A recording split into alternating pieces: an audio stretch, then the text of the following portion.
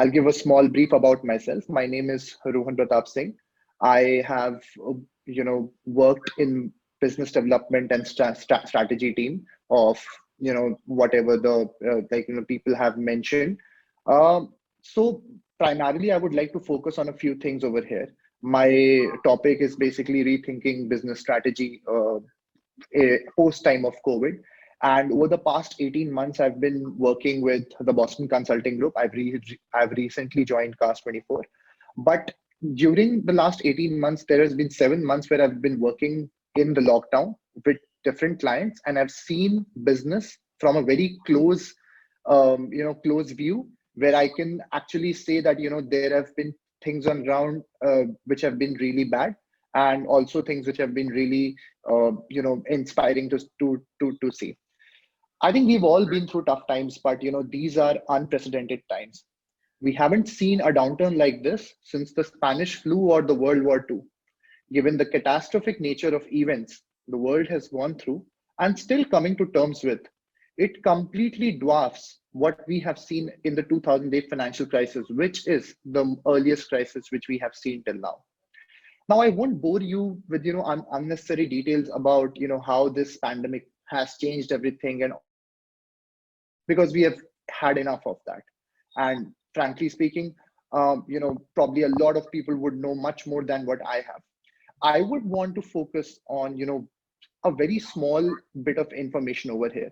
So I will focus on small businesses and how, because of their limited clientele, limited availability of capital, they have survived, and what they should be doing in going into the future, and what are the learnings from this pandemic. And why did I choose this? 80% of the working class population of India actually works in small and medium scale in industries. The case in point I present is of India, but the principles are more or less applicable for all geographies. According to a recent report, that report is in November by the Economic Times, almost 140 million people have lost jobs in India itself over the last 10 months. Some of them have stumbled back to their feet, but somehow a lot of them are still in doldrums. What are the few learnings? Okay, so the first point which I want to focus on is basically cut the fat. Now, why do I say cut the fat? Is that basically, it does not necessarily mean to let go of the workforce. In fact, I would love everyone to do this thought experiment, right? Think about when you are going out and buying groceries, right? You take your car and you go ahead and buy those groceries, you come back. You do not go to the garage every time to get your car checked and then you move on to the endeavor. You genuinely trust your car, you trust it to basically take you where it went. Now, what would happen if you developed some kind of an issue in the car? You would probably take it to the garage then. Think of it in terms of business, right? Most of the busts which the world has seen, be it the Southeast Asian crisis of the late 90s, the 2008 financial crisis, or the Great Depression of the 1930s, they were all caused because of ignoring the cracks in the system which were developing since long. Now, just the case in point which I was referring to, your car probably has gone through a lot of damage of some kind or the other, but since it was running fine, you didn't notice that. Once the sheen, like the polished layer on top, goes off, then only people realize that this is what was happening, right? So there were certain cracks. This is what businesses have realized over this time. When the boom goes away, right? When the market is not up, when the cash dries up, this is what you realize. Small businesses by nature, have limited credit availability. They have limited clientele. They have not got a very big digital presence. They don't have enough capital to put in a lot of fixed costs. They have limited product lines. But many a times, even managing these limited product lines and everything becomes a huge task, and inefficiencies creep into the system. Now, if a product line has a large overhead cost, but is severely, and is of course it's severely underpriced, but a lot of sales comes from that. But in the end, a lot of what happens is that it ends up losing out money. So just to give you an example, probably a tailor in some part of India was selling a certain suits made of a certain material, and his clientele, or the clientele which he used to serve, was a very legacy. They were people who really used to rely on him. Now suddenly what happens is, because of certain trade changes, etc., the price of a particular material goes up. Now he's thinking that my all of my revenue comes from this particular clientele, but I cannot exactly, go ahead and, probably remove this line. This is important for me. But what happens in this is, they tend to lose money a lot. And what happens, I went in the time of bust, when the clientele dries out, the credit lines, the whole inventory cycle goes for a toss. Now, when credit dries up, what works well in case of businesses, that sound financials make life really easier. Recovering revenue, reducing inventory days, and efficient supplier contracts are essential for a healthy EBIT, earnings before interest and taxes. Now, another factor which I would like to focus on is basically return on in invested capital. Now, where do I come from this? So in today's growth of, large scale investments pouring into businesses which have high growth, generally ROI is something which gets lost. And for small businesses who don't have a lot of investor money coming in, ROI becomes even more important. Why do I say so? So if you look at the formula for ROI, the denominator actually has invested capital which basically makes money for you, such as land, machinery, etc. Now, a lot of these machinery are thought of as fixed cost. Now, in my terms, or where I will come from, is nothing is a fixed cost, right? Either it's variable in the short term, which people say it's a variable cost, or it's variable in the long term, which people tend to call it fixed cost. Now, this is a very difficult science in terms of how you allocate in indirect costs, and this indirect cost allocation generally provides a trouble. So shedding down inefficient machines or leases that have turned redundant or unproductive is an effective way of reducing the stress and improving on your productive assets. I would give you a very small example where I was working on a steel case, and I was working with one of the leading steel suppliers of India. And during the time of lockdown, a lot of things came out, and they said that we want to optimize inventory. And the case in point here was that almost 30 to 40% of what inventory they were not using was almost more than 10 years old. Now, when the company was making profit, when everything was going really well, they didn't care about this. But even at that level, like people who are generating millions and millions of dollars of profits, they also came under the hammer because of COVID, and they planned to shed off inventory and take the hard calls. Because a lot of time what happens is, there is a lot of consolidation which needs to be done after this. So what do I say is, shed the meat, take bold decisions, and go ahead and do your thing, right?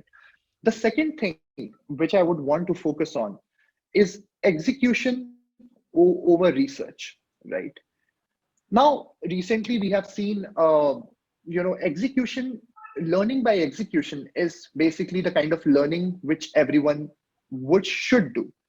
Now, the biggest question which I read somewhere, that I ask everyone, that if someone asks you to invest in a stock, ask him opposite question, that are you invested in this stock?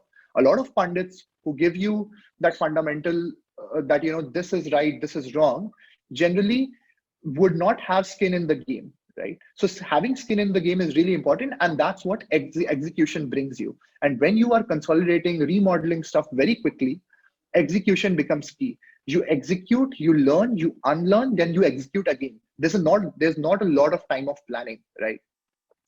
I would use the quote of one of my favorite authors, Nassim Nicholas Taleb. To quote him, he says, unlike a well-defined, precise game like Russian roulette, where the risks are visible to anyone capable of multiplying and dividing by 6, one does not observe the same kind of simplicity in the barrel of reality. So what he wants to say is basically saying that in reality, plans, etc., are do good look on paper, but the real learning comes from executing stuff. In the real world, execution is performed by workers on the ground. Your workforce, the team which is there on the ground working for you. Learning from doing is the best kind of learning. And for people who are working on ground, motivation exactly plays a key role of delivering true value to the customer. The customer interacts with your workforce, not the people sitting in the corporate office. Hence, executive research and modeling in an Excel sheet are only worth it if they are executable, right? So now, what the small businesses should keep into mind when I talk about execution. So driving closed loop accountability, letting go of micromanaging execution. So micromanaging execution becomes really tiresome because a lot of people get involved in a lot of small things, which kind of delays the whole process. And when you are remodeling and reconsidering what path your business should take, speed is of the essence. The other thing which we should also do is empower the leaders, right? So this is a part of my execution over research. So people who are executing, they're not really the decision makers most of the times.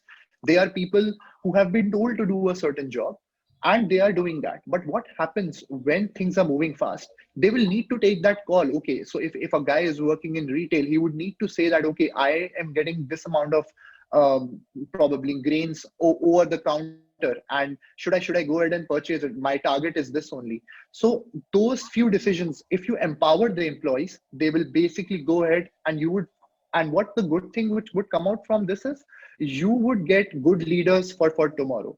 I would like to quote the example of the recently concluded India versus Australia test series, in which, if we remember, in the third test match, Harsha Bogle pointed out when Ravichandran Ashwin was giving a talk before a session started to the bowlers, that people who have really not been in the limelight, when the talismanic leaders of the team are not present, generally you see that a lot of different leaders crop up, right? So it can be because of absence, it can be because of there's a need to do that. So a lot of times what will happen is that you will see that if you will empower the people who are working with you, they will execute and not only research, and not only just do their job. The third thing which I want to point out for for small businesses, or be it for that matter any small business across the world, it's partnerships over profit, which I call pop. So partnerships over profit. So in this interdependent global environment, right, where we are seeing disruption across supply chains, especially in the time of COVID at breakneck speed, right, where partnerships really play a big role. Now, there's a very famous investor in the US who has invested in Uber, and he's an Indian entrepreneur, goes by the name of Naval Ravikant. He's an Indian investor who has made good money, and he has done really well for himself in the US. He's a brilliant guy. He says one of the very important things when you are building a business, he says that building long-term equity is the best way to understand compounding nature of the business. So compounding will increase your profits in the long run if you do the small things right. Long-term partnerships and ethics go a long way in surviving tough times. For example, I'll give you a very small example. There was a North Carolina design company who used to do designs of different restaurant chairs and all of those things, right? They suddenly realized that restaurants have closed. There are no new restaurants opening up, and their businesses started drying out. People started pulling out money and canceling contracts.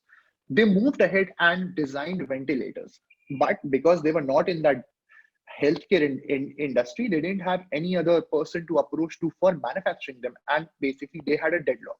They approached one of the business partners which they've been working with, and he was associated with one of the health official ministries in the United States.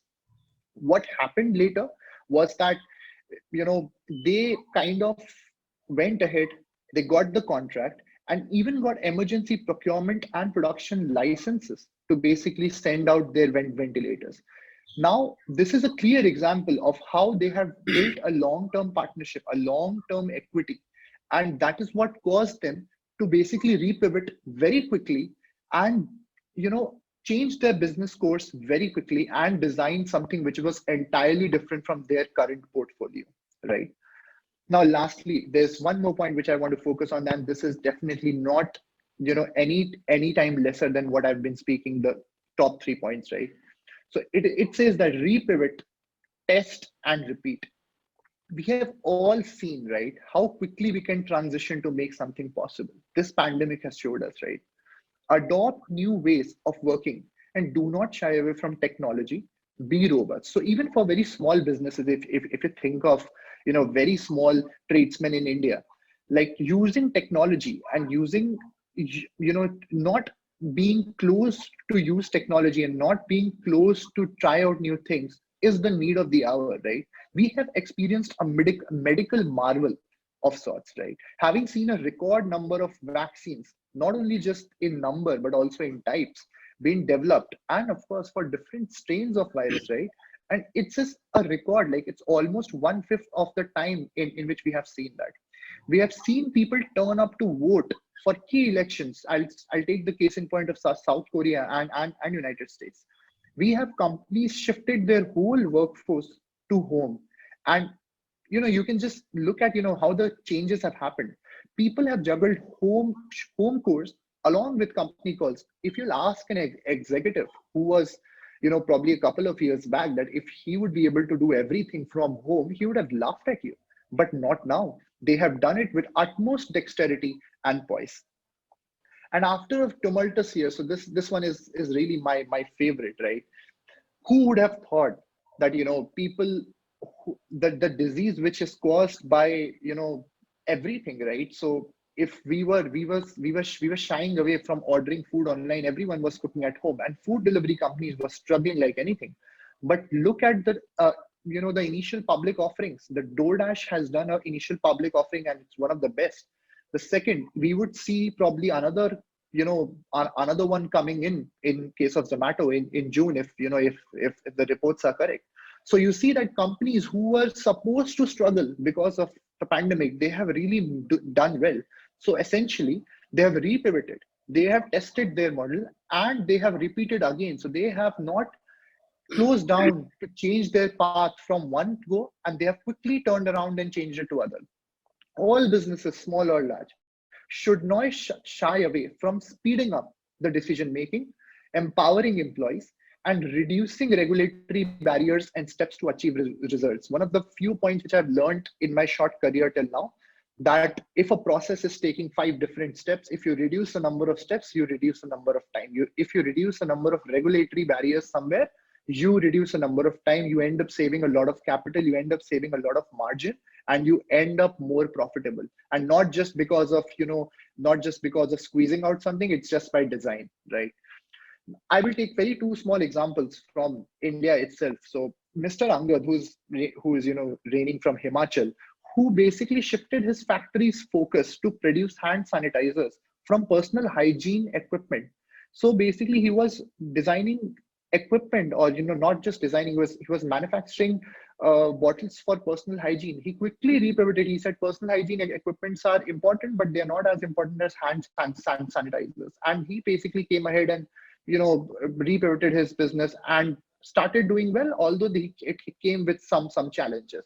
Another example is that Aryata, who is an entrepreneur, and she added a UV additive.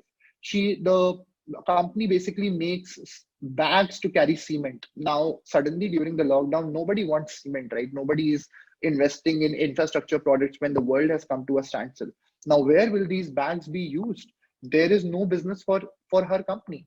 But what happened there was that she repivoted her whole business, added a UV additive in this bag, because now she planned to use it for different food grains. And for food grains, they would be lying out in the sun and probably get damaged. So a UV additive was added, and suddenly the business did well.